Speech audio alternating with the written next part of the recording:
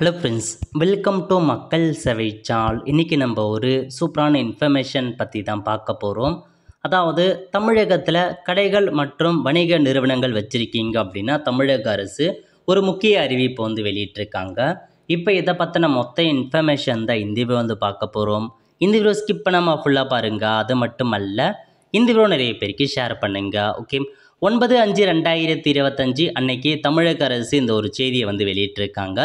மாண்புமிகு தமிழ்நாடு முதலமைச்சர் அவர்கள் 5/5/2025 அன்று 42வது வணிகர் தினத்தையொட்டி தமிழ்நாடு வணிகர் சங்கங்களின் பேரமைப்பின் சார்பில் மதுராந்தகத்தில் நடைபெற்ற மாநாட்டில் பொதுமக்களின் நலன் கருதி கடைகள் மற்றும் வணிக நிறுவனங்கள் அனைத்து நாட்களும் 24 மணி நேரமும் திறந்திருக்க அனுமதி அளித்து வழங்கப்பட்ட அரசாணை வரும் ஜூன் 4ஆம் தேதியுடன் முடிவடையும் நிலையில் மேலும் 3 வருஷம் நீட்டித்து அரசாணையை வெளியிட்டிருக்காங்க.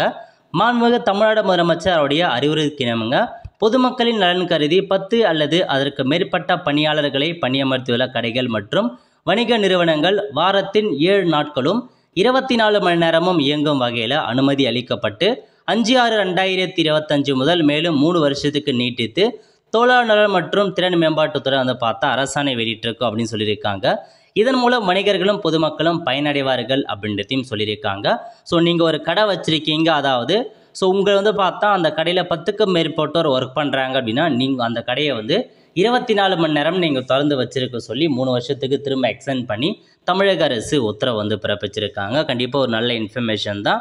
ஸோ நீங்கள் 24 மணி நேரம் கடை ஓப்பன் பண்ணுறது மூலமாக நிறைய கஸ்டமர்ஸ் வருவதற்கான வாய்ப்புகள் அதிகமாக இருக்குது. இதுதாங்க உங்களுக்கான இன்ஃபர்மேஷன். ஆல் த ஃப்ரெண்ட்ஸ், கண்டிப்பாக இந்த வீடியோ பிடிச்ச லைக் பண்ணுங்கள். அது மட்டும் அல்ல, இந்த வீடியோ நிறைய பேருக்கு ஷேர் பண்ணுங்கள். அடுத்து ஒரு நிலையில் சந்திப்போம். நன்றி, வணக்கம்.